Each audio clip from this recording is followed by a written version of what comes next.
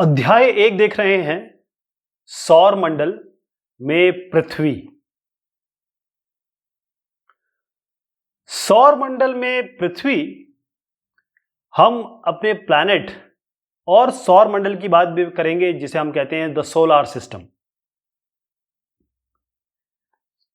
पहली बात यह है कि जब आप आकाश में देखते हैं यानी आसमान में देखते हैं तो आपको बहुत सारी चीजें उसमें दिखाई देती हैं। कुछ चमकती हैं, कुछ नहीं चमकती हैं, कुछ कम चमकती हैं, कुछ धुंधली होती हैं। तो आकाश में आपको कई सितारे दिखते हैं, टिमटिमा रहे होते हैं, उसके पीछे भी एक साइंस है। कुछ जो होते हैं टिमटिमाते नहीं हैं। अगर आप बहुत ध्यान से देखें तो जो पूरा चंद्रमा है, पूर्ण चंद्र, इसको लगभग 1 महीने में आप एक बार देख सकते हैं। 1 महीने में पूरे चांद को आप एक बार देख सकते हैं। और ये जब चंद्रमा चांद जब पूरा होता है उस रात को हम कहते हैं पूर्णिमा। पूर्णिमा। उसी के 15 दिन बाद आप ये नहीं देख पाएंगे। ये जो नया चंद्रमा होता है इस रात्रि को हम कहते हैं अमावस्या। कहने का मतलब कि आप महीने में 1 महीने में एक बार ऐसा सिनेरियो होगा जब आप चांद को पूरा देखेंगे, और एक बार ऐसा होगा कि आपको चांद बिल्कुल भी नहीं दिखाई देगा। तो जब ये पूरा दिखाई देगा तो इसको हम कहते हैं पूर्णिमा। पूर्णिमा। और अगर जब आपको ये बिल्कुल दिखाई नहीं देता है तब हम इससे कहते हैं अमावस्या। मैं पहले पहले अक्षर लिखूंगा सबके, अमावस्या कहते हैं इसको। थोड़ा और समझने की कोशिश करेंगे कि ये हो क्यों रहा है। आप ये देखिएगा कि सूरज यहां पर है और यहां पर हमारा चांद मूवमेंट कर रहा है अब पृथ्वी के अराउंड। पृथ्वी के चांद हमारा, ये अगर अर्थ है तो चांद इस तरीके से घूमता है जैसे पृथ्वी सन के अराउंड घूमती है, सन यानी सूरज के चक्कर लगाती है। इसी तरीके से जो मून है जिसे हम चंद्रमा कहते हैं वो अर्थ का चक्कर लगाती है। तो ये जब घूमता है तो ये कभी इधर आता है और कभी इधर आता है। तो ये जो पोजीशन है इनमें इनका चंद्रमा किस तरीके से दिखता है इसको आप थोड़ा यहां से समझने की कोशिश करेंगे कि यहां पर सनलाइट है, यहां पर आपको ये पूरा दिखता है और यहां पर आपको ये आधा दिखता है, और मतलब बिल्कुल नहीं दिखता है, बीच में आधा भी दिखता है। जैसे देखिए यहां पर ये पहला क्वार्टर है, यहां ये थर्ड क्वार्टर है, बीच में भी अलग अलग इसके नाम दिए गए हैं कि ये कब 1/3 दिख रहा है, यहां पर भी ये 1/3 दिख रहा है, ये 2/3 दिख रहा है, यहां 2/3 दिख रहा है, 1/3 दिख रहा है। इस तरीके से महीने में 2 बार आपको, एक बार वो बहुत क्लीन और साफ दिखाई देगा, एक बार वो बिल्कुल नहीं दिखाई देगा। तो सूरज, चंद्रमा और ये जो सभी वस्तुएं हैं जो रात के समय आप देखते हैं, इन सबको हम कहते हैं खगोलीय पिंड। क्या कहते हैं? खगोलीय पिंड। यानी कि आप आसमान में देखिए और आपको जो भी दिखाई देगा उसको हम कहेंगे खगोलीय पिंड। अच्छा, कुछ खगोलीय पिंड इनके आकार काफी ज्यादा बड़े होते हैं और ये गर्म भी होते हैं। और ये बने कैसे होते हैं? कई जो खगोलीय पिंड है वो गैस के बने होते हैं। अगर एक खगोलीय पिंड ऐसा है और इसमें अपनी लाइट भी है यानी कि ऊष्मा है, और लाइट मतलब प्रकाश, ऊष्मा मतलब गर्मी, हीट। ऊष्मा यानी हीट, लाइट मतलब इसका प्रकाश। अगर इसके पास अपना है तो ये इसको आगे उत्सर्जित करते हैं यानी कि फैलाते हैं। जैसे सन है, सन, सूरज भी तो एक तारा ही है। तो इन सबको हम तारा कहते हैं, इन खगोलीय पिंडों को हम तारा कहते हैं जिनके पास खुद की अपनी ऊष्मा और प्रकाश होता है। और इसी सूरज के कारण अर्थ यहां पर सनलाइट मिलती है, यानी कि हमें लाइट भी मिलती है और हमें गर्मी भी मिलती है।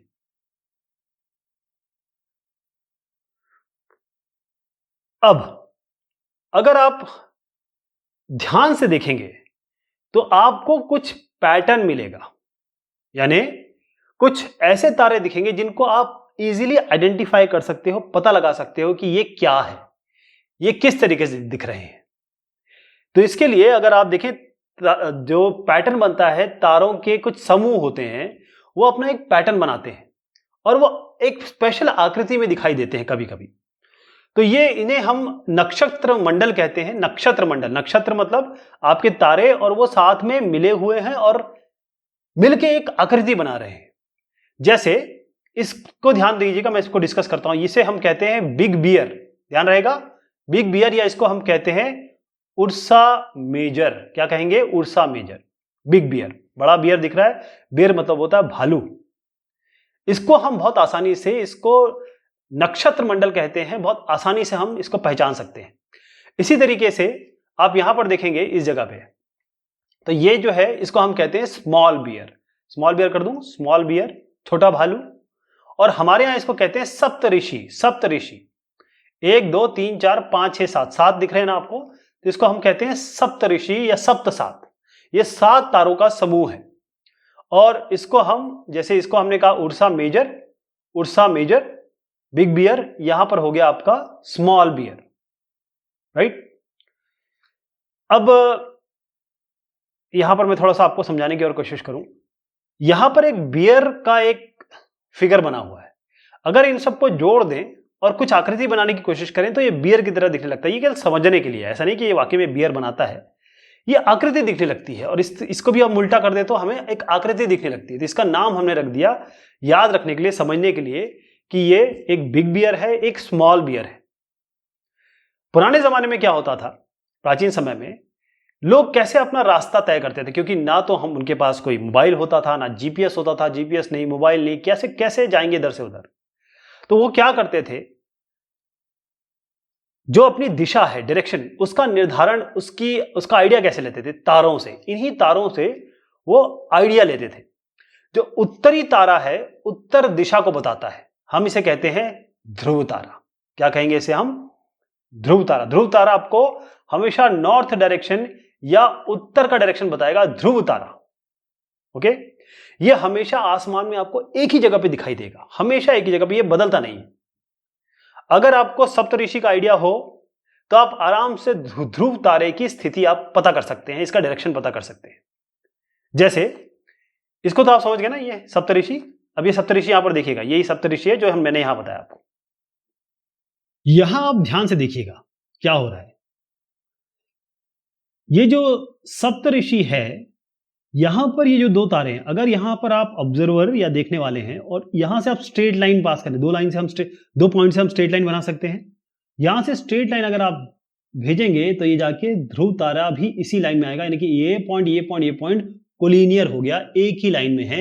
यहां से आप डायरेक्शन पता कर सकते हैं। ध्रुव तारा को, जैसे मैंने बताया, डायरेक्शन इसी से पता किया करते थे लोग, और ध्रुव तारा फिक्स रहता है, फिक्स रहता है अपनी जगह पे, राइट। इसके अलावा एक काल्पनिक रेखा है, ऐसा कोई नहीं कि रेखा है, ये तो हम पता करने के लिए बता रहे हैं। कुछ ऐसे खगोलीय पिंड है, स्टार कहें, ऐसे स्टार, क्योंकि हम उन्हें स्टार नहीं कहेंगे फिर, क्योंकि इनमें अपने प्रकाश और ऊष्मा ये दोनों नहीं होती, ये दोनों ही इनके पास नहीं होती। तो फिर उनको हम क्या कहेंगे? जैसे अगर मैं अपने पृथ्वी की बात करता हूं, अर्थ की, हमारे पास ना खुद का प्रकाश है, ना तो खुद की ऊर्जा है, लेकिन हमारे पास सन है, और सन के लाइट से हम ऊष्मा भी पाते हैं, और हमें एनर्जी भी मिलती है, लाइट भी मिलता है, और हीट भी मिलती है। तो हम अर्थ को कहेंगे ग्रह। हम क्या हो गए? ग्रह, प्लैनेट। ध्यान रहेगा, ग्रह को हम कहते हैं प्लैनेट, जिनकी खुद की प्रकाश नहीं होता है। ये कहां से आया है? ये जो अंग्रेजी में प्लैनेट किसे कहते हैं? ग्रीक भाषा में प्लैनेटाई, ग्रीक भाषा में प्लैनेटाई एक शब्द है, यहां से बना है, जिसका मतलब होता है परिभ्रमक, यानी चारों ओर घूमने वाले। अर्थ सन के चारों ओर चक्कर लगाते रहते हैं, सर्कुलर, या ये कहें, ज्यादा प्रिसाइज कहूं तो इलिप्टिकल ऑर्बिट में, अंडाकार ऑर्बिट में। यानी अगर मैं सन को यूं बनाऊं तो अर्थ जो है वो यूं घूमता रहता है, घूमता रहता है, घूमता रहता है, 365 दिन लगा देता है घूमते घूमते घूमते, एक साल कहते हैं जिसको। ये शब्द कहां से आया आप समझ गए? अब पृथ्वी, जैसे मैंने बताया कि हम भी ग्रह हैं, हम प्लैनेट हैं, हम पूरी की पूरी तरीके से प्रकाश और ऊष्मा, लाइट और हीट के लिए किस पे निर्भर हैं? सन पे, सूरज पे। और पृथ्वी को बहुत अधिक दूरी से, जैसे मान लीजिए अगर आप चंद्रमा से देखते हैं तो चंद्रमा की तरह ये चमकती हुई प्रतीत होगी। क्यों? क्योंकि हम इस सन के कारण, सूरज की लाइट से हम प्रज्वलित हो रहे हैं या कहें लाइटन हो रहे हैं। एक और चीज आपको बताऊंगा, अभी आगे आएगा वैसे, लेकिन पहले भी बता देता हूं, आगे और रिवीजन हो जाएगा। इसमें यह है कि बृहस्पति, शनि, यूरेनस, इनके आसपास छल्ले हैं। अगर आप इनको मैं यूं दिखाऊं तो आप देखेंगे इनके एक इस तरीके से एक छल्ला बना होगा, मतलब छल्ले दिखाई देते हैं इसके बाद। यह जो छल्ले हैं, यहां पर बहुत सारे पत्थर है, मान लीजिए इसको कहते हैं हम छोटे छोटे पिंड। पिंड मतलब पत्थर, ब्लॉक्स, बहुत सारे छोटे ऐसे ब्लॉक्स हैं। और यहां पर आपको गैसेस भी मिलती है। तो इसको मैं आगे और डिस्कस करूंगा कि क्या चीज ये छल्ले इसीलिए दिखाई देते हैं आपको। ये हमारा सोलार सिस्टम है। सोलार सिस्टम के मध्य में बिल्कुल बीच में सूरज है, सूर्य, यानी जो हमारा सोलार सिस्टम है उसके मध्य में, या कहें हमारे पिताजी सूरज है, सन। उसके बाद कुछ दूरी पर कुछ हमें प्लैनेट पता चले हैं, उपग्रह पता चले हैं, जिसे हम प्लैनेट कहें, ग्रह कहें, उपग्रह होता है सैटेलाइट, वो मैं आपको बाद में बताऊंगा। ग्रह हैं हम लोग, जैसे पृथ्वी ग्रह है, और हमारा जो उपग्रह है, हमारा जो सैटेलाइट है, वो क्या है? मून है। सूरज के, ये सूरज हो गया, यहां पर बहुत सारी अलग अलग इलिप्टिकल या अलग अलग ऑर्बिट में और भी ग्रह है जो सूर्य के चक्कर लगाते हैं। इस तरीके से चक्कर लगाते रहते हैं। यहां पर गुरुत्वाकर्षण होता है और सेंट्रीफ्यूगल फोर्स होता है इसमें। इस तरीके से जो फोर्स होते हैं उसके कारण ये, और ग्रेविटेशनल फोर्स होता है उसके कारण यहां पर ये घूमते रहते हैं, और ये सैकड़ों सालों से घूमते चले जा रहे हैं। तो सबसे शुरुआती में अगर आप देखेंगे तो बुध है, ये बुध, जिसको हम मरकरी कहते हैं। ये सूर्य के चारों ओर एक परिक्रमा करने में 88 दिन का समय लगाता है।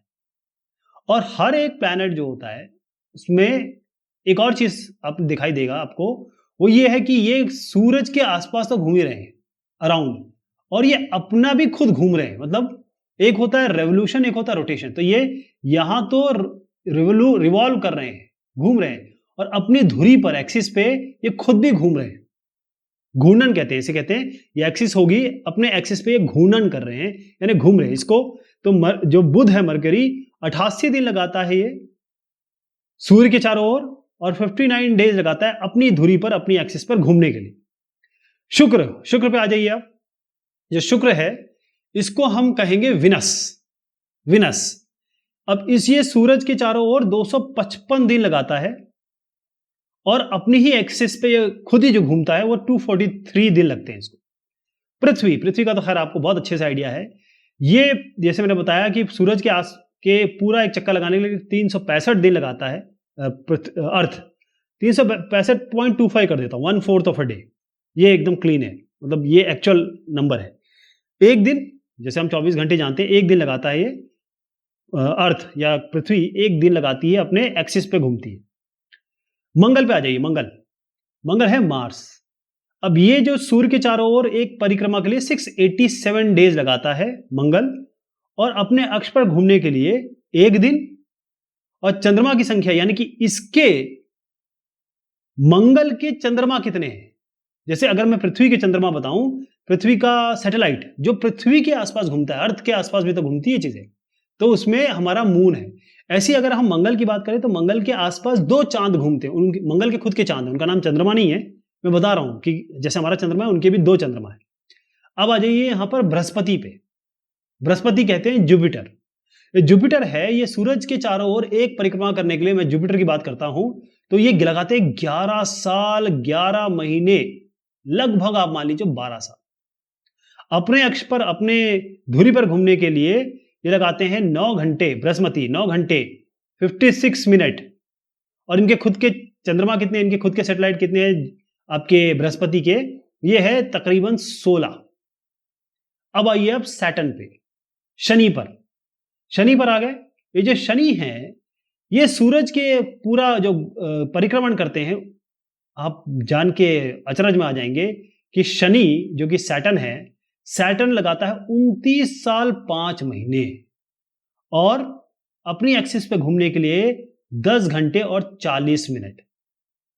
ठीक है, शनि के कितने चंद्रमा है, कितने सैटेलाइट हैं, उपग्रह हैं 30, इससे भी अधिक। यूरेनस पे आ जाइए, यूरेनस को हम कहते हैं, यूरेनस हिंदी में भी यूरेनस ही कह रहे हैं इसको। सूर्य के चारों ओर एक परिक्रमण 84 साल, कितने, 84 साल, 84 ईयर्स, मतलब एक इंसान की उम्र से भी ज्यादा अपने अक्ष पर घूमने के लिए लगाते हैं 17 घंटे और 14 मिनट। और इनके खुद के सैटेलाइट कितने हैं जो इनके आसपास घूम रहे हैं, उसका पता लगाया गया है, वो लगभग 17 है। नेपट्यून पे आ जाइए, नेपट्यून क्या है, नेपट्यून जो है वो अपने सूरज के रिवॉल्व करने में लगाते हैं 164 साल, इतना तो आदमी की उम्र भी नहीं है। और अपने अक्ष पर घूमने के लिए लगाते हैं 16 घंटे 7 मिनट। इनके कितनी सैटेलाइट्स हैं, खुद के सैटेलाइट जो इनके आसपास घूमते हैं, 8, ध्यान रहेगा। तो ये है हमारा सोलर सिस्टम, ये हमारा सोलर सिस्टम। इसमें एक और चीज बता दूं आपको कि सूरज के पास जो है, जिसे हम 1 2 3 4 मर्क्यूरी, विनस, अर्थ और मार्स, ये जो चारों हैं, इनको हम कहते हैं, ये चट्टानों से बने हुए हैं, इसको हम आंतरिक ग्रह कहते हैं। ये सारे के सारे जितने हमारे प्लैनेट है वो इंटरनल प्लैनेट कहलाते हैं, ये अंदर की तरफ है। और बाहरी ग्रह, बाह्य ग्रह कहते हैं इसको, एक्सटर्नल या एक्सटीरियर प्लैनेट, ये आपके ये जो चारों हो गए, जिसमें आ रहा है बृहस्पति, शनि, यूरेनस, नेपट्यून, यानी कि जुपिटर, सैटर्न, यूरेनस और नेपट्यून। ये जो चारों हैं ये सूर्य से बहुत बहुत दूर हैं और बहुत बड़े आकार के हैं, और ये गैस और तरल पदार्थों से बने हैं।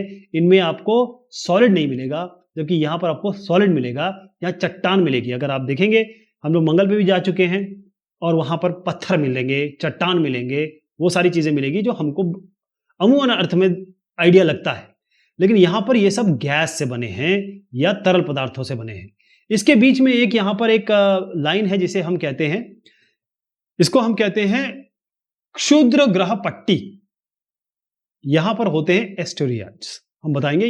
आप इतना मान के चलिए, यहां पर होंगे पत्थर, बस पत्थर, बहुत सारे पत्थर घूमते रहते हैं, बहुत बड़े बड़े पत्थर हैं, ये घूम रहे हैं। ठीक, अभी इसको भी हम डिस्कस करेंगे। लेकिन ये पत्थर, ये जो बेल्ट है, इसको पत्थर की बेल्ट कहते हैं, और इसका नाम अगर जानना चाहें तो क्षुद्र ग्रह पट्टी। अब आसमान में दिखने वाला चंद्रमा क्या है, हमारा ये सैटेलाइट है, क्या है, उपग्रह है, और यह हमारी पृथ्वी का सहचर है। सहचर मतलब अगर हम पृथ्वी बना लें हमारी अर्थ, सन जो ये सन के चक्कर हम लगाते हैं, लेकिन हमारा भी चक्कर कोई लगाता है, वो है मून। ये हमारा चक्कर लगाता रहता है, घूमता रहता है। हमारी पृथ्वी के समान 7 अन्य ग्रह हैं जो सूर्य और प्रकाश कहां से, मतलब प्रकाश और ऊष्मा कहां से लेते हैं, सूरज से, जिसका भी मैंने आपको डिस्कशन किया। उनके पास भी अपने चंद्रमा है, उसके नंबर्स भी हमने देखे। अगर आप देखें तो मैंने सबके चंद्रमा बताए हैं। ये सारे चंद्रमा हैं, कितने चंद्रमा है, मतलब इनके सैटेलाइट कितने, इनके उपग्रह कितने हैं। अब एक और चीज आपको बताऊं कि अगर आप पहले के रोमन कहानियों को थोड़ा सा छाने तो आपको पता चलेगा कि जो सोल है, सोल, ये सूर्य देवता को कहा जाता था। और जो सौर शब्द आया ना, सौर, ये जो शब्द है, इसका मतलब होता है सूरज से, सन से संबंधित। इसलिए सूर्य के परिवार को हम सोलर सिस्टम कहते हैं, या कहें सौर मंडल कहते हैं। क्या कहते हैं, सौर मंडल। ओके, अब कई ऐसे शब्द निकल के आते हैं, इसको मैं जरा यहीं बताऊंगा आपको।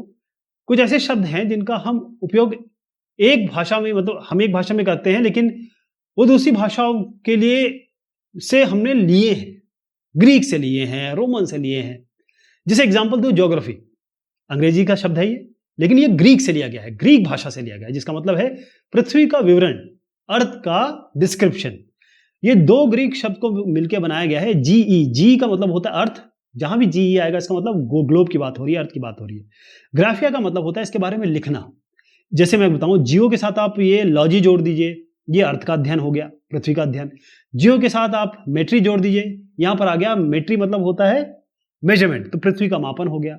जियो के साथ आप ऑइड जोड़ दीजिए, ऑइड, जियोआइड, यानी पृथ्वी के आकार के समान जो चीज होगी उसको हम जियोआइड कहेंगे, राइट।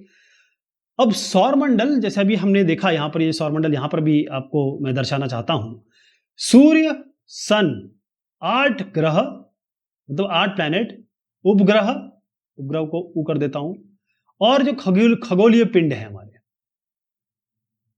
जैसे मैंने आपको क्षुद्र ग्रह बताया, उल्का पिंड, ये सब सारे हैं, इनको मिला के हमारा सोलर सिस्टम बनता है। इसी को हम कहते हैं सौर मंडल। क्या कहते हैं? सौर मंडल। सौर मंडल कहते हैं।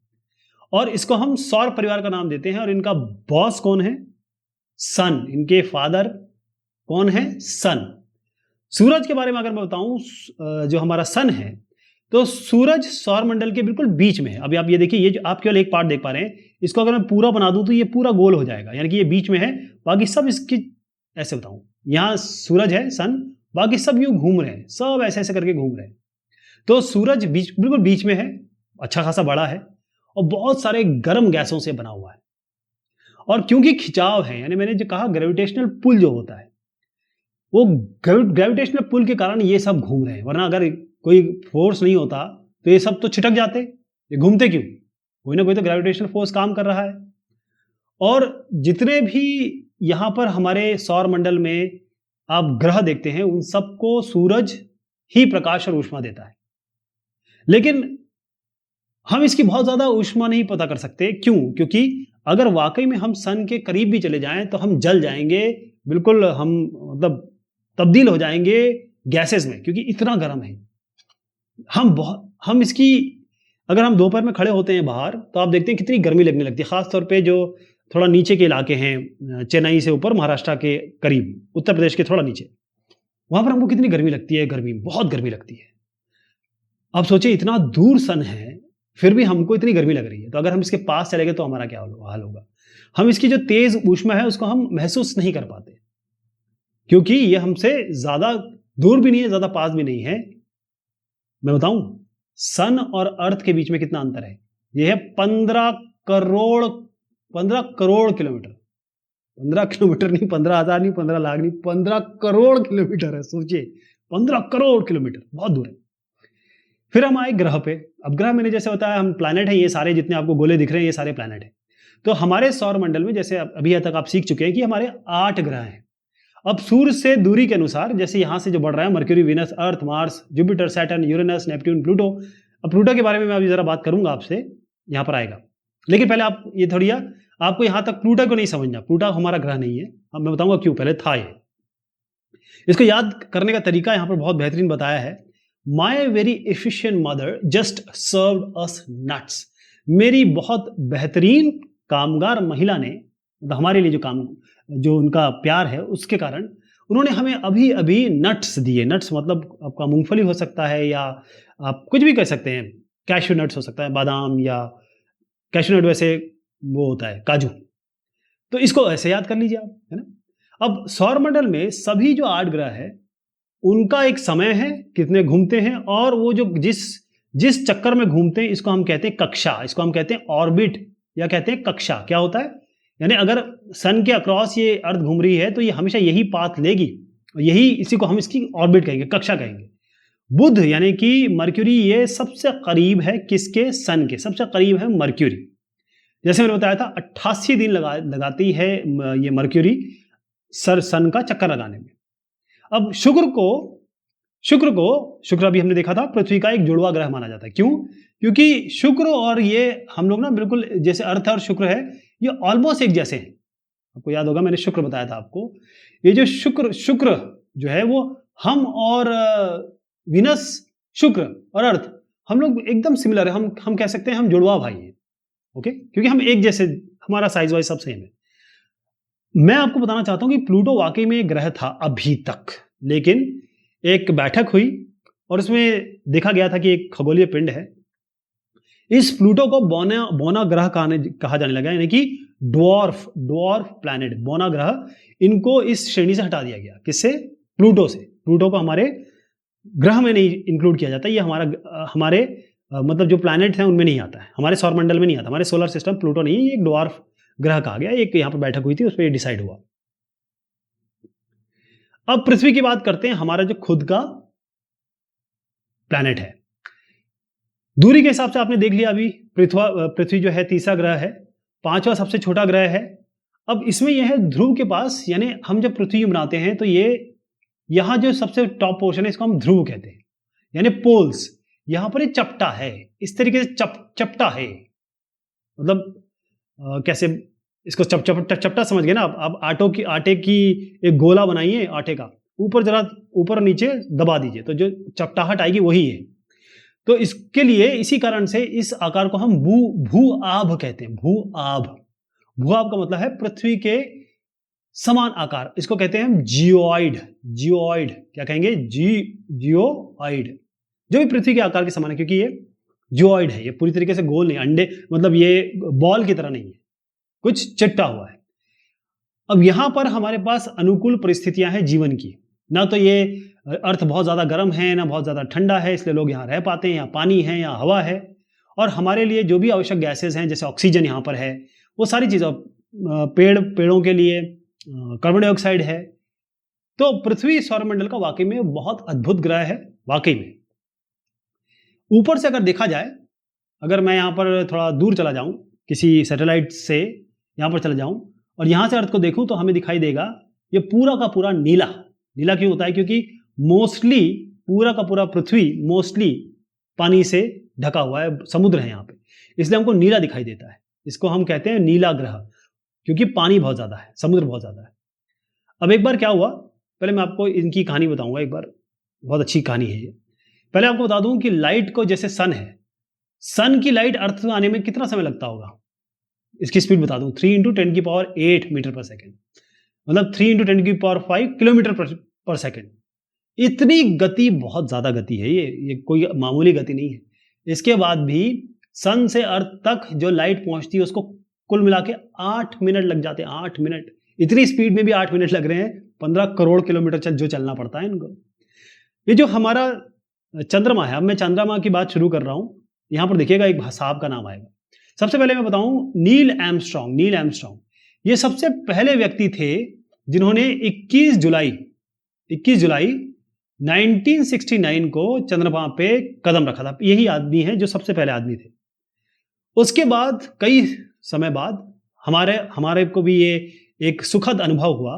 राकेश शर्मा साहब हैं, ये विंग कमांडर थे इंडियन एयरफोर्स में, और ये गए जो चंद्रमा, मतलब चंद्रमा नहीं, मतलब ये गए चंद्रमा पे कदम रखने के लिए, है ना। ये यहाँ से प्रक्षेपण हुआ था, जो भी तरीका होता है, रॉकेट लॉन्चिंग वगैरह होती है, उसके बाद ये उस कक्षा में स्थापित होते, वहां जाते। यहां पर जब ये पहुंचे तो इंदिरा गांधी जी ने, बड़ी अच्छी बात बता रहा हूं, इंदिरा गांधी जी ने इनसे पूछा कि राकेश शर्मा, उस समय इंदिरा गांधी हमारी प्राइम मिनिस्टर थी, बहुत तगड़ी प्राइम मिनिस्टर थी, बहुत बेहतरीन प्राइम मिनिस्टर थी। उन्होंने इनसे पूछा कि राकेश शर्मा जी, आपको हमारी जो पृथ्वी है इसमें हिंदुस्तान कैसा नजर आता है? तो इस आदमी ने कहा, सारे जहां से अच्छा हिंदुस्तान हमारा। इस आदमी ने इतनी बड़ी बात कह दी, सबके आंखों में आंसू आ गए। चलिए, चंद्रमा की बात कर रहा था मैं, तो हमारे पास केवल एक ही है, हमारे पास एक अदद बेचारा चंद्रमा है, इसके अलावा हमारे पास कुछ है नहीं। और इसका व्यास ये है ना, व्यास मतलब होता है कि सरकमफेरेंस, अगर मैं सही कह रहा हूं तो ये एरिया भी हो सकता है। मैं व्यास का मतलब मैं सरकमफेरेंस समझता हूं, तो ये 1/4 है पृथ्वी के। अच्छा, ये इतना बड़ा क्यों दिखाई देता है? क्योंकि ये हमारे करीब है, हमें बहुत करीब दिखाई देता है, करीब है इसलिए ये हमें थोड़ा बड़ा दिखाई देता है। अगर मैं यहां से चलना शुरू करूं और यहां तक पहुंचने की कोशिश करूं तो मुझे लग जाएंगे 3,844,400 इतने किलोमीटर मुझे चलना पड़ जाएगा, राइट? बहुत दूरी है। अच्छा, मैं आपको जो बता रहा था, रॉकेट का जो प्रक्षेपण होता है इस तरीके से होता है। फिर यहां पर क्या होता है, पेलोड अलग हो जाता है, रॉकेट की चीजें अलग हो जाती हैं। फिर यहां पर जो सैटेलाइट है, उपग्रह, वो कक्षा में स्थापित हो जाता है, और उसके लिए एक बाकायदा स्पीड चाहिए होती है। और उस स्पीड के कारण वो पहले तो हमारे गुरुत्वाकर्षण से निकलता है पृथ्वी के, और फिर वो चक्कर लगाने लगता है। तो ये हमारा आर्टिफिशियल सैटेलाइट होता है। जैसे चंद्रमा हमारा नेचुरल सैटेलाइट है, ये मैन मेड है। इसी में साहब गए थे और उन्होंने कहा था, सारे जहां से अच्छा हिंदुस्तान हमारा। तो उपग्रह जो होंगे वो हमारे खगोलीय पिंड है जो चक्कर लगाते हैं, किसी जो सूरज के चक्कर लगाते हैं वो हम हो गए, हमारे जो चक्कर लगाते हैं वो चंद्रमा हो गए। मानव निर्मित उपग्रह भी हैं जो मैंने आपको तरीका बताया इस तरीके से जाते हैं। बहुत साइंस हम नहीं देखेंगे, बस ये समझ लीजिए कि यहाँ से जाके सैटेलाइट जो होता है वो उन्हीं उपग्रह की तरह काम करने लगता है। जैसे चंद्रमा हमारे घूम रहा है वैसे ही ये भी घूमेगा। तो बहुत सारे हमारे अंतरिक्ष में भारतीय उपग्रह हैं। इनसेट हो गया, IRS Indian remote sensing satellites है, एडुसेट है। ये सारे नाम आप थोड़ा सा अगर ध्यान रखेंगे तो अच्छा रहेगा, इनसेट, IRS और एडुसेट। अब चंद्रमा पृथ्वी का एक चक्कर 27 दिन में पूरा करता है। कितना पूरा करता है? 27 दिन में। अब ये अपनी धुरी पे भी घूमता है, तो इसीलिए चंद्रमा का केवल एक ही भाग हमें दिखाई देता है, क्योंकि अपनी धुरी में भी घूम रहा होता है। अब चंद्रमा की जो परिस्थितियां हैं मून की, वो रहने के लिए अनुकूल नहीं है। ना यहाँ पानी है, ना वाटर है, ना हवा है, ना एयर है। यहाँ पर भी आप मैदान, गड्ढे वो सब देखेंगे, हमको दिखते भी हैं। अगर हम देखें बहुत ध्यान से, बहुत ऐसे टेलीस्कोप से, तो हमें दिखाई देते हैं। अब क्षुद्र ग्रह जिसको हम कहेंगे, देखिए दो नाम आएंगे इसमें, एक एस्टेरॉइड होगा, एक मीटियोर होगा। वो मीटियोराइट का बनता है, मैं आपको बताऊंगा। तो हमारे एस्टेरॉइड्स हैं और मीटियोराइड्स हैं। पहले आप समझिएगा कि क्षुद्र ग्रह क्या होते हैं। हमने तारे देख लिए, ग्रह देख लिए, उपग्रह देख लिए। इसके अलावा बहुत सारे ऐसे पत्थर हैं, बहुत ऐसे ऐसे करके पत्थर हैं जो भी चक्कर लगा रहे हैं, क्योंकि ग्रेविटी तो सबके लिए काम कर रही है। इनको हम क्षुद्र ग्रह कहते हैं। और जो यहाँ पर ये जो बेल्ट है, इस बेल्ट को ध्यान देखिए, ये बेल्ट हो गया, जो मैंने आपको पहले भी दिखाया था। ये जो बेल्ट है, यानी मंगल और बृहस्पति के बीच में जो एक पट्टी है, यहां पर एक क्षुद्र ग्रह पाए जाते हैं। वैज्ञानिक ये कहते हैं कि ये पत्थर कहां से आए, ये ग्रह के ही भाग हैं जो टूट गए, कुछ विस्फोट हुआ होगा और उसके कारण ये अलग हो गए। क्षुद्र ग्रह ये हैं आपके, ठीक। अब उल्का पिंड समझिए, मैं इन दोनों को अभी बताऊंगा आपको, यहाँ पर थोड़ा एक्सप्लेन करेंगे। उल्का पिंड का मतलब ये होता है कि जो सूर्य के चारों ओर चक्कर लगाने वाले पत्थर हैं, छोटे छोटे टुकड़े, उनको हम उल्का पिंड कहते हैं। जो किसके चक्कर लगा रहे हैं? उल्का पिंड, जो आपके सूरज के आसपास है।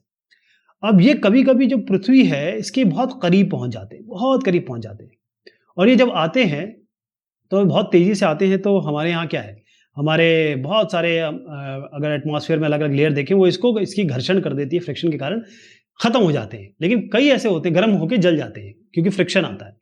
कई होते हैं जो पहुंच जाते हैं।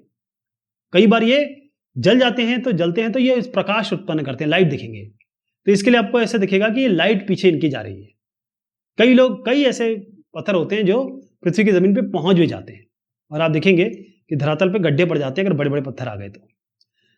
इसके अलावा आप एक और चीज मैं आपको बताता हूं, आकाश गंगा। यहां बहुत सारे लाखों तारे हैं, लाखों तारों का समूह है। तो हमारा सौरमंडल इस आकाश गंगा का ही मतलब मिल्की वे गैलेक्सी, इसका एक सौरमंडल हमारा छोटा सा पार्ट है। हमारा सौरमंडल जैसे सैकड़ों सौरमंडल इस मिल्की वे गैलेक्सी में है, जिसे हम आकाश गंगा कहते हैं। आकाश गंगा नाम कैसे पड़ा? हम पुराने जमाने में जाएं तो आकाश, ये कल्पना की गई कि आकाश में प्रकाश की एक बहती नदी है, एक रिवर है जिसमें आकाश में प्रकाश बह रहा है, लाइट बह रही है, इसीलिए इसका नाम आकाश गंगा पड़ गया। गंगा मतलब हमारी गंगा माता, और आकाश जिसमें लाइट है, तो गंगा में लाइट बह रही है। तो आकाश गंगा करोड़ों तारों, बादलों और गैसों की एक प्रणाली है। इसका मतलब यह है कि एक मिल्की वे गैलेक्सी जो हुई, उसी के अंदर हमारा सौरमंडल आता है। मैं थोड़ा सा इसकी चर्चा और करना चाहूंगा आपके साथ। अब ध्यान से देखिए, मीटेरॉइड्स क्या होता है, एस्टेरॉइड्स क्या होता है। जैसे मैं बता रहा हूं कि क्षुद्र ग्रह उल्का पिंड है। तो मीटेरॉइड्स ये हुआ कि ये स्पेस में मिलते हैं, ये पत्थर छोटे छोटे होते हैं, पेबल्स, जो हमारे आसपास मिलते हैं। और ये जब हमारे ये कहें अर्थ के आसपास आने की कोशिश करते हैं तो जल जाते हैं। तो ये आपको लगेगा शूटिंग स्टार कहते हैं इसे। लेकिन एस्टेरॉइड्स जो होते हैं, ये एस्टेरॉइड बेल्ट में मिलते हैं, जिसे हमने कहा कि क्षुद्र, ये एस्टेरॉइड्स हैं, ये उल्का पिंड जो हो गए आपके मीटेरॉइड्स हो गए। तो यहाँ पर ये जो एस्टेरॉइड बेल्ट में पाए जाते हैं, जो मैंने आपको बेल्ट दिखाई थी, और बड़े बड़े हो सकते हैं और बहुत बड़ा इंपैक्ट कर सकते हैं ये आके पृथ्वी में।